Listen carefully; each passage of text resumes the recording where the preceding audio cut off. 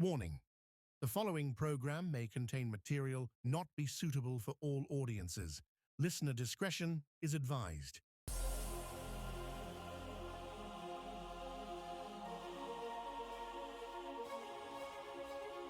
Kill the noise and cut the static.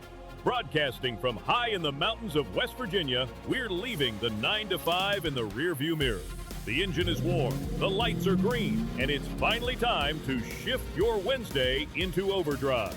And now, here's your host, Diego the Podcaster.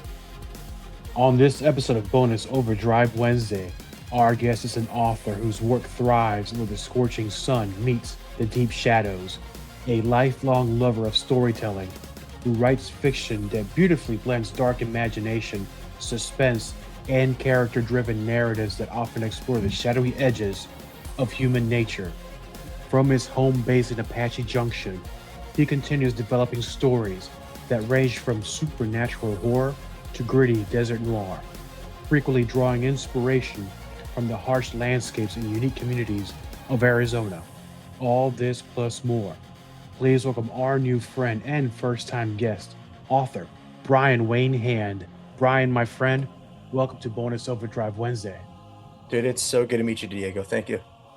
Yeah, it's great meeting you too. And we had to thank our good friend Thomas Morgan from Zombie Media for making the connection. Yes, And sir. we've been texting back each other, I think, for about a month now, trying to schedule this interview.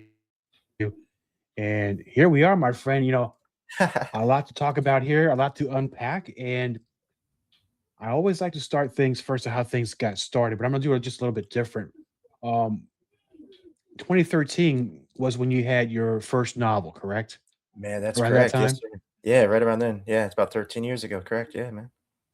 And I dare say it was Crown of the Underworld, correct? Yeah, yes, sir. Yeah, that's All correct. right.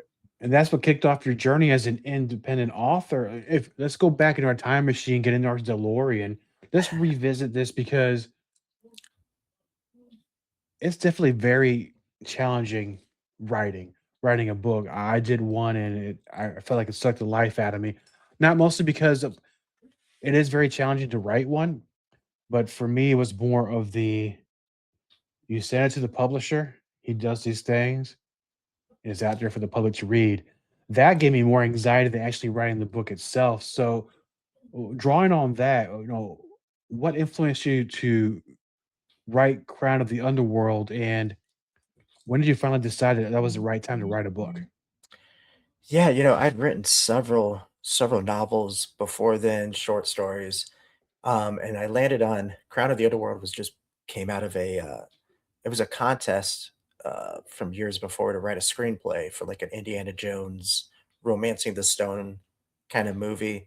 And so I came up with this whole concept based around this Noah Chapman character.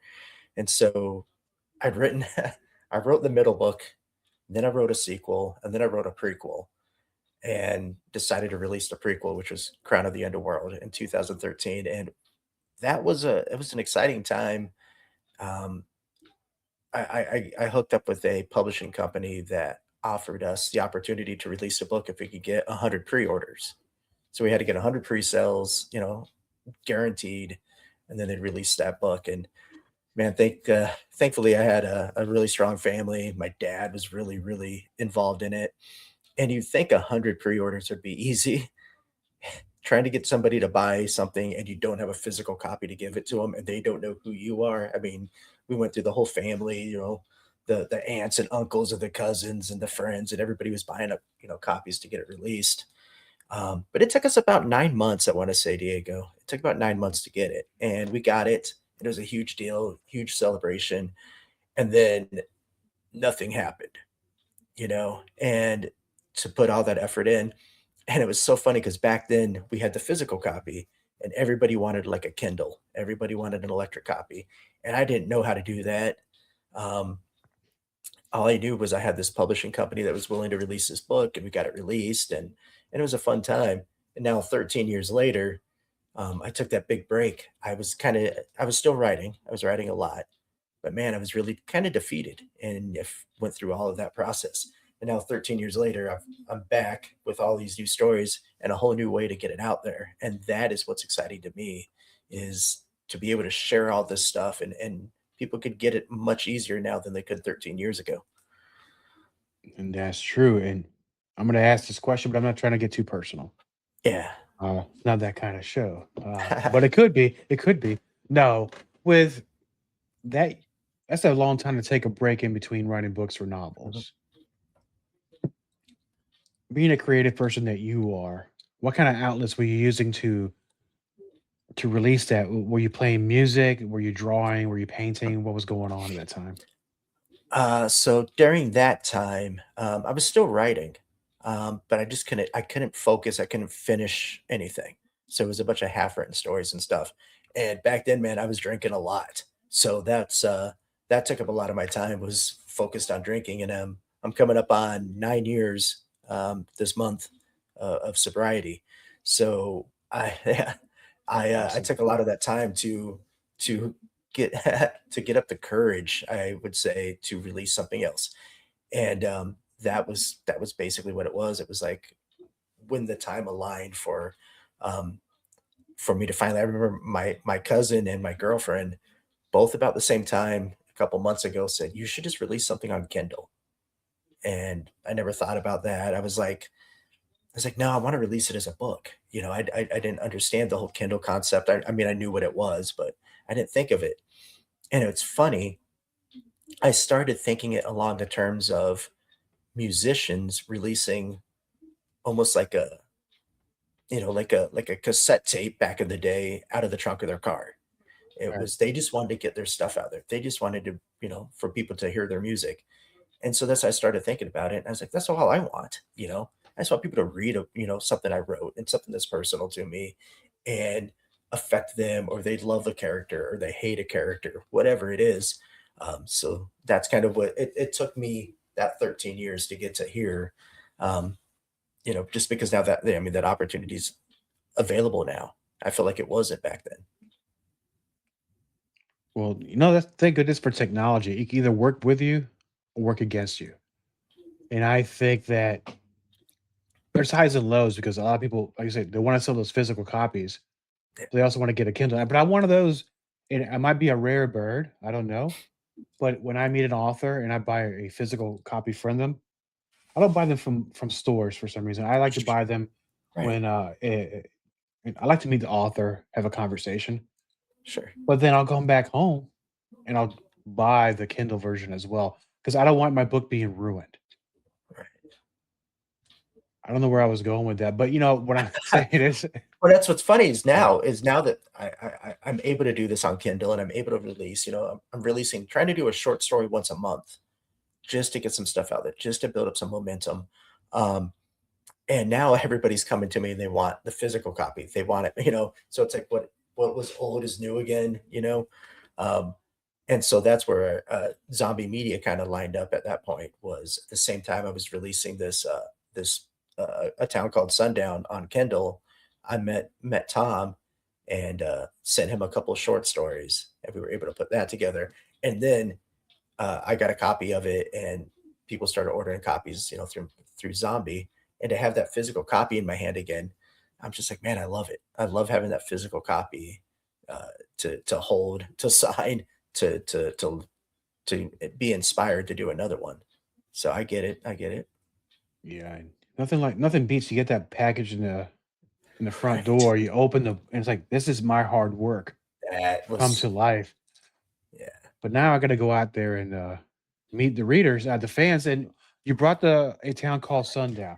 This is Yeah. one of the things that drew me because before we get into that, a lot of with your stories, you're very influenced by your environment, where you Yes. live, the state that you live, and a lot of that a lot of that energy gets channeled through your stories. There are some writers that may write books, but they don't necessarily focus too much on where they live. But it seems that your heart and soul is Arizona, and I am going to pop up this book cover right now. A town called Sundown. Um, I love this cover, my friend. Yeah. And tell me something about this scene right here. What is it? Because it immediately took my focus. It's like I need to get this book. Yeah, I mean, it's one of those it's just an introductory scene. It's kind of what inspired me to write the book further. This book was just born out of, man, it literally came out of nowhere. And this cover just kind of represents the guy new to town, coming into town, and going on this, this crazy ride that he goes on.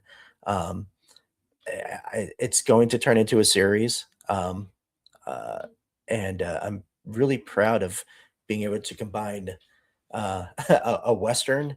Which, man, when I was young, my dad had western books all over the place, and I never really thought of writing a western, but I wanted to write something that represented Arizona, but also represented me, with as that kind of that darker story. So taking that combination of a vampire and and a western and putting it together, that's what I got with the town called Sundown. And that could possibly be back then because Western times, there's so much folklore. There's so many stories that you can gravitate to. In fact, I'm not going to spoil anything, but I was writing something, and I know this show is not about supernatural or cryptids or anything like that, but I believe there's something in the Arizona desert. I really hope is Arizona because I'll be very embarrassed when I bring this up if I don't get this right. Have you ever heard of the cactus cat? The Cactus Cat, I have not. But is that like a crypto? Like a Yes. Okay. Now, apparently, this wild cat survives by eating cactus or drinking the whatever the liquid is inside of a cactus water. And Huh, when okay. it's and I believe I don't know, I'm not a chemist or anything like that, but I guess some of that is fermented, and maybe the cat kind of gets a little bit. It's like desert moonshine. I don't know if that's true or not. So they Uh, can hear these things howl at night. Have you heard anything like this? Have you been to the desert or heard anything weird like that? well, man, we hear coyotes all the time, and I'll tell you that's an ominous sound when we live right by the Superstition Mountains. And if you want to talk about where a lot of that inspiration for some of these stories comes from, this whole area, especially with those mountains, has such a folklore. The legend of the Lost Dutchman is a big thing out here. Is there gold? Is there gold in the mountains? No, there's a lot that goes into it. But at night, and you hear coyotes, and you'll hear a pack of coyotes, and they're getting something, and it's a scary sound. Um, I haven't had too many weird encounters out here. Um, you come across people that do. Um, I mean, the weirdest thing in Phoenix was the Phoenix Lights back in like 1997, which I do have some work around that too. I got a short story based on that. Um, but yeah, that's what the inspiration out here is. It's kind of eerie, especially out in the desert, especially at night. So, but I've never heard of the cactus cat. I do know of animals that live. We have like the cactus wren that lives up in the cactuses, but I've not heard of the cactus cat. The biggest one out here is probably like the chupacabra. Okay, I'm yeah. sure, yeah, like that, skinwalkers, stuff like that. But yeah, that's where you can have a lot of fun with writing. No, you can. And I'm talking about westerns. I'm hot and cold with westerns sometimes. Uh, for me, I don't know what elements I look in a western, but it has to feel kind of like legit in a way. And I love reading about outlaws and what back in the day, and I listen to podcasts about outlaws that perhaps aren't very popular in the movies at this time. Growing up in your area where you're at, every state has some sort of a local history course or class that you take for a semester or what have you. What kind of things do they teach you in school there as far when it goes to that period of time? Right. I mean, they don't really teach too much in school about it, but everybody that lives here, like we have our classic, like Arizona outlaw is Tombstone. South of Tucson, very southern Arizona with Wyatt Earp and all that. So there's a lot of that history when you go, especially if you've ever gotten. Well, if you've never been to Arizona, you have to go to Tombstone, and see that and kind of walk in that area. That has a lot of good stories down there too. So that was something that was like I think a rite of passage for Arizona, residents to go down there. You have to do it, or else you're not going to be considered a true Arizonian. Right. Yeah. You have to go to Tombstone. Sure, and that's that's okay. We have towns like that here in West Virginia. It's like if you don't know this place, you're not from here, so you got to Right. go figure it Right. out really quick. But let's hop back real quick to a town called Sundown because you mentioned vampire. I'm already intrigued, and I don't want to get too many spoilers. I want the readers to either download or buy a physical copy. So give us a little bit of a background on how, or the name of the character, the vampire, and how he wound up in this town. Yeah. So basically, it just all comes down to a story of a man hunting the people that killed his family. Um, there's also a legend going around called the Death Dealer, who is secretly going around and killing vampires. Um, but eventually, the main character comes into play as you're not really sure if he's a hero at first or if he's a villain. Um, but you quickly find out that yeah, he's there to kind of walk that line. He's without giving too much away. He's kind of got playing both sides. We'll say that. All right. And with the subject of vampires, just as I'm hot and cold about vampires too when it comes to movies or what I read. And what are some of your favorite vampire stories or movies out there that maybe help shape some of what you wrote? Vampire stories. I mean, I got to go to Anne Rice for sure. Anything by Anne Rice when it comes to vampires. Uh, you know, growing up as a kid, I, I must have missed the vampire craze because I was, born in the 70s, way before, obviously Twilight and whatnot. And clearly after like Bella Lugosi doing vampires. Uh, but I think there's always been that mystique about them. There's been that, kind of that. Um, do you remember that movie, Once Bitten with Jim Carrey? Yeah, I do. Yeah. Remember that? So that was my first real like remembering what vampires were and that kind of that sexy kind of quality that vampires have. And that's what I was kind of looking forward to in this novel is there's a little bit of that, a little bit of romance in there. Um, because it's just intriguing the whole concept of vampires. But yeah, it's fun to play with the idea. Especially there is a group of vampires called Sunriders who thrive in the daylight. They want to fit in. They want to be normal. They kind of want to be more human and not draw attention to themselves. And there is a group of vampires that I call the Nightborn who want to be vampires. They want to do what vampires do, and they thirst for that. So having those two kind of conflicting uh, groups, and that kind of was born out of like the Hatfield and McCoys, is where that kind of came from for me. Is you have these two sides, conflicting sides, doing battle. Man, what a fantastic explanation you have with this book. Of course, I'm intrigued, but you brought up everything that I really like. With Hatfield McCoys, you got vampires, and just like you, I'm born in the '70s. I would say I was raised '80s, but you know what we had in the '80s though? Because I know that when you're young, you look back at those vampire movies from the day. As an adult, it's like very well done. Everything's great. You're thinking, oh, that's old people stuff. It's terrible. We had Lost Boys though. That's what we Oh, we had. did have Lost Boys. Sure, yeah, yeah, we did have Lost Boys. Yeah.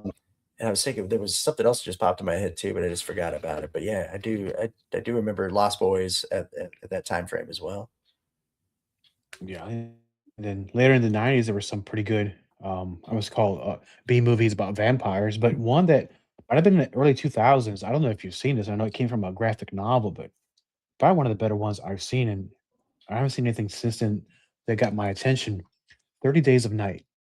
Oh, wow. Okay, yes. Yeah, I've not seen it, but I know exactly what you're talking about. That's the one where they're up north, Yeah, yeah, and way they up have north. way up north where there's, where there's no daylight for 30 days, I'm assuming. So yeah, yeah, I But have heard of that. I've seen the trailers and stuff, but that's a good call out. Stephen that's King wrote a really excellent book, Vampires, Salem's Lot. Um, and I think that kind of stands out in my head because that's a book my dad always talked about. That was one of the scariest books he ever read.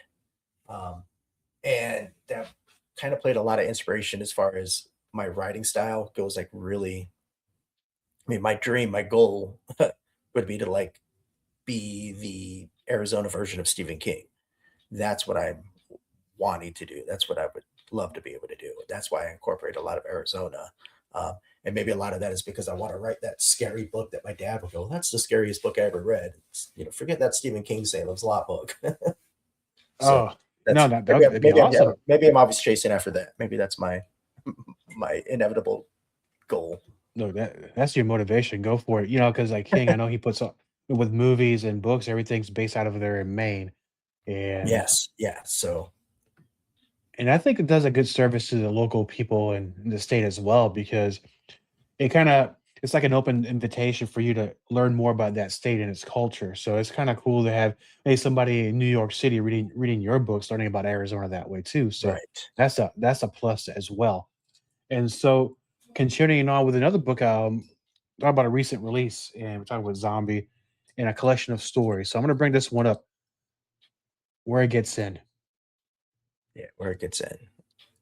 And Yeah, that's good stuff, man. I'm really proud of that book. And like I said, just to it's again, it's funny how things connect. And I just came across zombie media just just out of luck, and reached out to Tom and sent him a couple things, sent him some samples, and then he said let's do something together. So I sent him two books that I thought would go together pretty well, and put it together as a double shot. and tell me about this cover here because it tells you a story without giving it away. Let's talk about It's Not Real.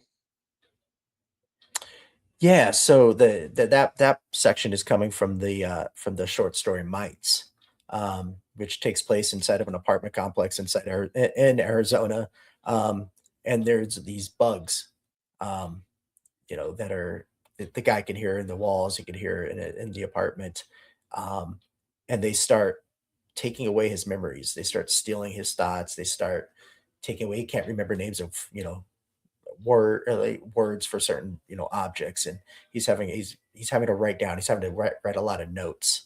Um, so that's just him, keeping trying to keep tabs on things. And with these covers, because they're done so well, how do you come up with a concept of the book covers and you send it to somebody? And I'm Yes, gonna be yeah. yeah, yeah. I mean the concepts. I mean this is great work by that's Tom. Um, yeah, it's good stuff. That was a really cool thing too, is to be able um to see this stuff easier, and get, covers done. It really pulls in a lot of inspiration, really helps with advertising too, being able to put some stuff out there and do some advertising. But yeah, and then he incorporated the business card from Dream Repairers LLC. So that was pretty nice. Yeah, it's almost the covers tell the story long before we even read the book, and I think mission accomplished on that one. I think it's very important, even with like sometimes album covers are the same way, and sometimes it works against you. Like let me give you an example. Now this is not you. I still growing up, I was a metalhead pretty much my whole life, right? So sometimes you see these real badass album covers, Right. and then you listen to it, it's like, oh come on, man. Perfect example is Molly Hatchet. Now, I'm thinking I'm gonna get a real badass metal album, and I didn't know anything back then. You can't really look these things up. And you're like, "Oh no, this is not what I was looking for." But with these books, these covers, you are getting exactly as advertised. And I think that's very important to. I can't give advice, but what you're doing is everything makes sense. You see what I'm saying? The artwork Yeah. makes sense with the stories, and it's already putting you in the mood to know what you're going to be expecting when you read this book. Right. I mean, you wanna do something to draw people in. You gotta I mean, it's your first opportunity to like you're saying with, album covers, because you just wanna get somebody to read what you wrote. I remember when I got Crown of the Underworld done, and I remember them sending me, the artwork for that and getting to see that and, the excitement of, "Hey, that looks good. That fits the story," you know?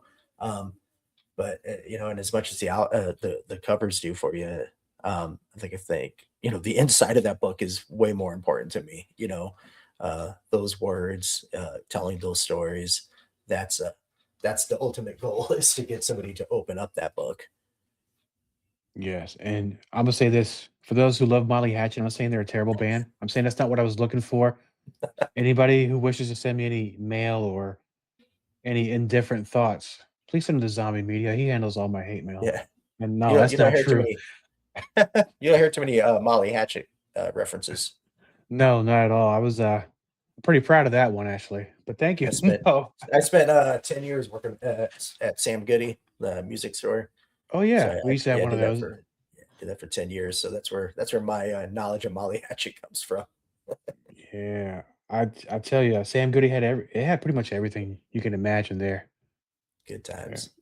It was good times. And now we're buying physical media again. I mean, help me make sense out of this. I don't know. But Have you you seen see how in the much back here, have you seen how much a vinyl record costs nowadays? uh, what, about 25, 30 Like, bucks? brand new, they're like 70, 60, $70. Like, yeah, you could Oh, pick up a well, new good Taylor luck with Swift. that. Yeah, or like, I just saw, um, uh, like a Beatles album, and it's 65, $69, like, for vinyl. I mean, I could probably go to my mom's house and sell you one. I mean, Right. if anybody's looking, we have them. We got Revolver. We There you go. got Sergeant Pepper. You know, bidding starts at $75. What a great album. So yeah, absolutely. And now, and I don't have it with me, my friend, because I was gonna steal it from Amazon, but I didn't know the legalities of that. Plus, you didn't send it to me, and that's okay. Let's talk about covers. They're very disturbing. Mr. Popo. I wish I had that to show the listeners, our friends, but man, tell me about that. Mr. Popo came from, so I don't have any kids. I don't have any children of my own. Um, but so I started thinking about what if there was this, what if there was this creature who came along and replaced parents who weren't doing the best, regardless of what the reasoning was. And so Mr. Popo is this creature that goes around from house to house and basically, um, creates new versions of the parents underneath the beds, to replace, the real parents.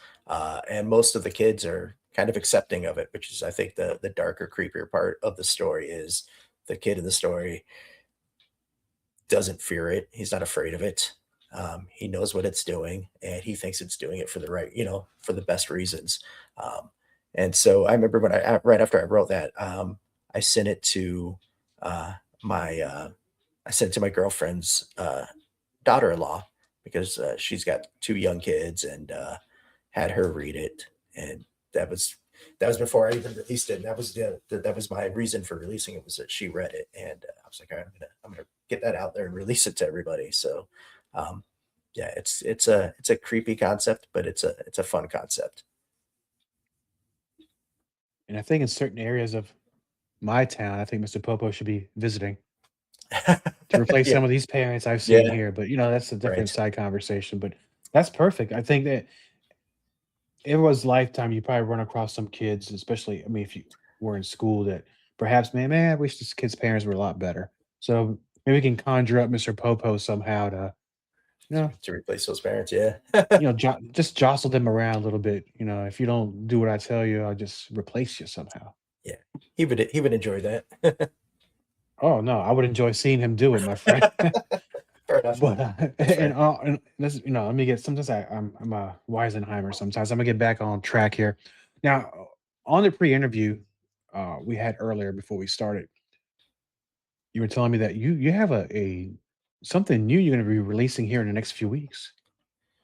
Yeah, so I've been like I said, I've been releasing short stories every about in the beginning of every month, just to get something else out there, and then I did the Crown of a town called Sundown. But this coming Tuesday, I have a new short story coming out called Feast, that will release on Kindle, on, yeah, Tuesday, and then, June 18th, I'm gonna do my first, hardcover. My, one of my good buddies who's painting is behind me. Um, he's the drummer in my favorite band, which is kinda cool, man. If you, uh it's like if you were fans of the Beatles before, and, now Ringo Starr is one of your best friends. That's what this is like for me. Um, and he's been asking for a hardcover, like a hardcover instead of a paperback. So June 18th, I'm going to release a novel called Dust Devils. Comes out June 18th, and you can get that through Amazon. So yeah, that's exciting times. Excellent. Feel free to drop the name of your friend's band. So now I gotta know. That's Alien Fashion Show. And they're like a swing band back in the late '90s, but two brothers who are both really good friends of mine, and still to this day, So checking them all the time.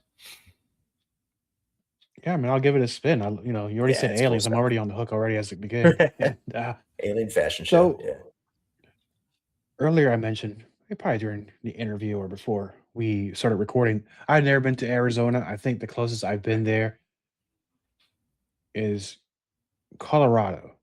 We Okay. drove from DC to Colorado. I can't tell you the story, but it was in the 90s and things happened in the 90s.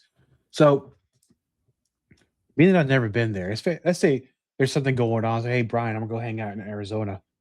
And I said, give me a couple of must see places I should visit when I get there.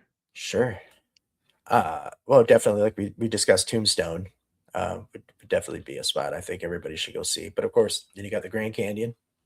You got to go up north. Um, but I think to me, the number one spot people need to go to if they come to Arizona is Sedona. So Sedona is about 2 hours north, maybe an hour and a half north of Phoenix, up in the mountains and the red rocks of Sedona. I mean, you can even Google it and see how amazing that area is. But it also has a lot of that kind of spooky, supernatural kind of, people go up there and they take it really serious. And they talk about kind of the pull, like Sedona has this kind of emotional pull that they go through, and it feels different up there. It really does. So that's definitely, to me, I think the number one spot people should go to in Arizona is Sedona. There's something to that. I think it needs more research as to why it has that pull or why people feel different when they enter maybe the It's energy or the gravitational pull, the magnetism. I don't Yeah, know. there's something that, there's certain fields. I can't remember what they call it right now off the top of my head, but there's certain fields up in there that you stand in and just feel different. And there's a lot of spiritual, stuff going on up in Sedona. It's definitely top of my list now, and I don't really travel that much. And so, I mean, you told me about places I should definitely visit. Let's talk about the cuisine because I understand it's pretty damn awesome up there. Whoa, yeah. Arizona is definitely Mexican inspired, of course. So lots of great Mexican food places to eat.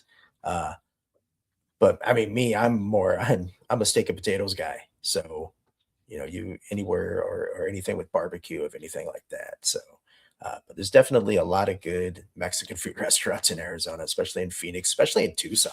Tucson's even better. Good. I'm a big fan of both. I'm a meat and potatoes kind of guy, but I love Mexican food too. Yeah, So it's good you've stuff. already sold me. So I'm gonna try to get a coach seat though, because I can't afford first class, but I'll make it there eventually, my friend. Now for the magic question Mhm.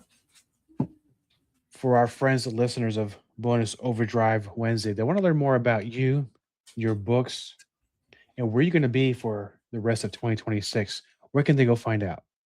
So, I mean, I'm on Instagram and I got TikTok, and if you just like look, Brian Wayne Hand underscore author, you can find me on that or Facebook, man. That's where I'm at a lot. They could just look me up or, you know, look you up if they're friends of you, send me a message. My goal right now is I'm trying to get some of my books into, there's a bookstore here, a local bookstore, called Cult Fiction. So I'm trying to get some stuff there, and I want to do there. It's one of those cool bookstores that you walk into and just instantly feel like I want to read a book. I want to write a book. You're just inspired when you walk in there, which is cooler to me, than like a Barnes and Noble. It's that old school, um, you know, bookstore. And so that's my goal, is to get in there and do some. I really want to do like a signing there. So Cult Fiction ever sees this, I talk to them all the time, and I'm trying to work something out and get some stuff going there. But yeah, anybody can reach out to me through you, and I'd love to talk. It's a good time. Absolutely. And I'll put all the information for your socials on the episode description once I release this episode. Brian, my friend, it's been awesome getting to know you now, kind of in person, because we've been back and forth on the messenger. Yes, sir. And I know by the end of this year, you're probably going to be releasing a few more things. I'd love to have you back. Let's talk about them. And let's talk some more about some of these very interesting locations in Arizona. I'm very interested in that.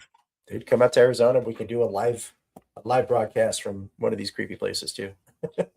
All right, man. We'll definitely do that. Thank you, my friend. Dude, thanks.